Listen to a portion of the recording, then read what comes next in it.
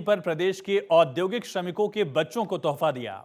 विश्वकर्मा जयंती के साथ पीएम मोदी के जन्म दिवस पर सभी देश और प्रदेश वासियों को शुभकामना देते हुए सीएम मनोहर लाल ने क्या बड़े ऐलान किए, इस खास रिपोर्ट के जरिए देखिए। हरियाणा के मुख्यमंत्री मनोहर लाल पलवल पहुंचे। विश्वकर्मा कौशल विश्वविद्यालय ने दरअसल राष्ट्रीय श्रमिक दिवस के मौके पर कार्यक्रम का आयोजन किया था। इसी कार्यक्रम में सीएम ने बतौर मुख्य अतिथि शिरकत की। सीएम मनोहर लाल ने यहां पर कुछ बड़े ऐलान भी किए। उन्होंने औद्योगिक श्रमिकों को मिलने वाली छात्रवृत्ति में बढ़ोतरी की है। सीएम ने कहा कि अभी तक बेटों और बेटियों को मिलने वाली छात्रवृत्ति राशि में अंतर रहता था, लेकिन बेटों और बेटियों को अब एक समान मानते हुए आज से फैसला किया गया कि सभी प्रकार की छात्रवृत्तियों की राशि दोनों के लिए एक समान होगी। श्रमिकों की कई बार क्रोनिक बीमारियां, ये जो बीमारियां होती हैं, जानलेवा भी कई बार बीमारियां होती हैं, लेकिन इसमें उनके इलाज का तो सारा खर्च ईएसआई से हम लोग क्योंकि रजिस्टर्ड हैं वो सब मिलता ही है, लेकिन उनको कई बार एक अच्छी डाइट की आवश्यकता होती है। तो उस डाइट के लिए, स्वास्थ्यप्रद खानपान के लिए अपनी जो सैलरी है उसके अलावा 2,000 रुपये महीना उसके केवल खानपान के लिए इसमें हमने बढ़ोतरी की है। जिनको ये जब तक वो बीमारी होती है उनको 2,000 रुपये महीना ये अलग से भी उसमें मिलेगा। श्रमिकों के लिए 4 बड़े नगर फरीदाबाद, गुरुग्राम, सोनीपत और यमुनानगर एचएसआईडीसी के जिम्मे हमने लगाया है।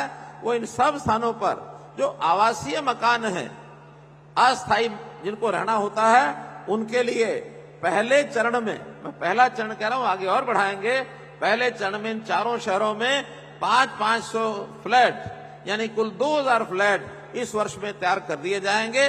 जो ऐसे जो अस्थायी कर्मचारी जो कई बार जो कभी कभी कहीं नौकरी करते बाहर चले जाते हैं, जिनको किराए के लिए आवश्यकता होती जगह की, उनको ये 2,000 जो फ्लैट हैं इनका निर्माण किया जाएगा। आइए आपको जानकारी देते हैं कि अब श्रमिकों के बच्चों को कितनी राशि मिलेगी और पहले कितनी राशि मिला करती थी। सीएम मनोहर लाल का बच्चों को तोहफा। औद्योगिक श्रमिकों के बच्चों की छात्रवृत्ति बढ़ाई गई।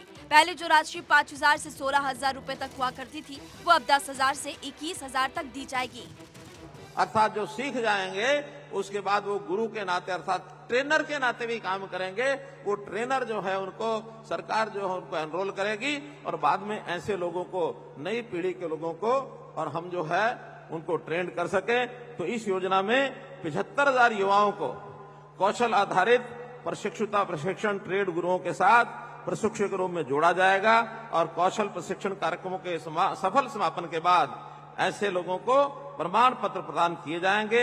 स्वरोजगार शुरू करने व उद्यमी बनने में ये सब सक्षम हमको बनाएगा। ये योजना कौशल विश्वविद्यालय द्वारा कार्यान्वित की जाएगी, 5 साल के लिए होगी। इसका कुल बजट सरकार ने 208 करोड़ रुपए ये मंजूर किया है।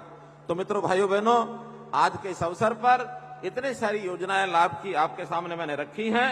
अब आप चूंकि एक कुशल कारीगर के नाते, कुशल श्रमिक के नाते अपने आप को आगे बढ़ाएंगे और परिवार में जो अपने और सदस्य हैं उनके लाभ के लिए, भलाई के लिए सरकार द्वारा जो योजनाएं हैं उनका लाभ आप उठाएंगे।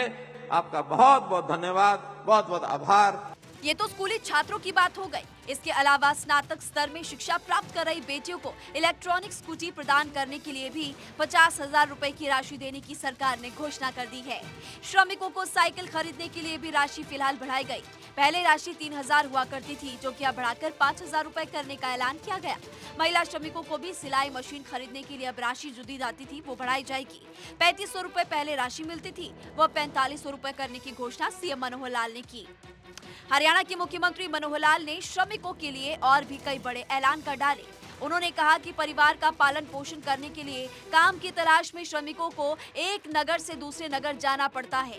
इसीलिए उनकी सुविधा के लिए पहले चरण में फरीदाबाद, गुरुग्राम, सोनीपत और यमुनानगर के हर जिले में 500 फ्लैट उपलब्ध करवाए जाएंगे। गुरु शिष्य कौशल सम्मान योजना की शुरुआत। श्रमिकों की कौशल क्षमता को पहचानना इसका मकसद है। शिल्पकारों, कारीगरों और श्रमिकों की पहचान दक्ष गुरु के रूप में की जाएगी और ट्रेड गुरुओं के साथ प्रशिक्षु यानी कि युवाओं को जोड़ा जाएगा। अब कार्यक्रमों के सफल समापन पर फिर प्रशिक्षुओं को प्रमाण पत्र भी इस बाबत दिए जाएंगे। हरियाणा के यशस्वी मुख्यमंत्री मनोहर लाल प्रदेश की जनता तक लाभ पहुंचाने के लिए कई बड़ी घोषणाएं करते नजर आए। उन्होंने युवाओं तक सुविधाएं पहुंचाई, महिला श्रमिकों को भी लाभ पहुंचाया। यही कारण है कि आज हरियाणा के मुख्यमंत्री मनोहर लाल के नेतृत्व में राज्य नित्य नए आयाम स्थापित कर रहा है। हर सेक्टर में हरियाणा बन रहा है नंबर 1। Bureau report, Bharat 24। खबरें लगातार जारी हैं। यहाँ पर एक छोटे से ब्रेक के लिए रुकेंगे, लेकिन उससे पहले एक नजर इस वक्त की हेडलाइंस पर। इस घड़ी की बड़ी खबर।